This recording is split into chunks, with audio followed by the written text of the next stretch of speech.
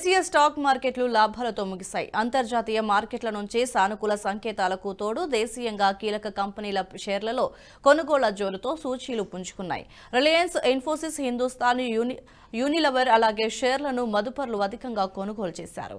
America fed minutes కు ముందు global మార్కెట్లో మిశ్రమంగా ఉన్నప్పటికీ దేశీయంగా త్రైమాసిక ఫలితాలు, దిగ్గజ కంపెనీల షేర్లు ఎన్నికల కారణంగా గత వారం బలహీనపడిన ర్యాలీ నేపథ్యంలో ఇవాళ ట్రేడింగ్లో మార్కెట్లు రాణించాయని అభిప్రాయపడ్డారు విశ్లేషకులు.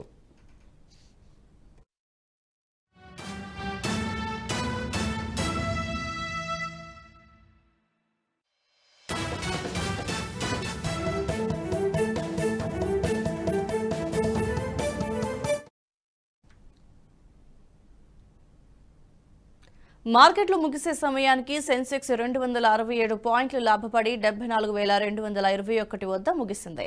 నిఫ్టీ 68.75 పాయింట్ల లాభంతో 22,597 వద్ద ముగిశాయి. నిఫ్టీలో ఎఫ్ఎన్సీ, రియల్టీ, ఐటీ, మీడియా రంగాలు పుంజుకున్నాయి. సెన్సెక్స్ ఇండెక్స్ లో Hindustan Unilever, Reliance, Infosys, Asian Paint, ITC, Ultra cement కంపెనీల షేర్లు లాభాలను సాధించాయి. SBI, JSW steel, Axis bank, ICICI అలాగే Tata steel, Tata Motors stocks నష్టాలను నమోదు చేశాయి.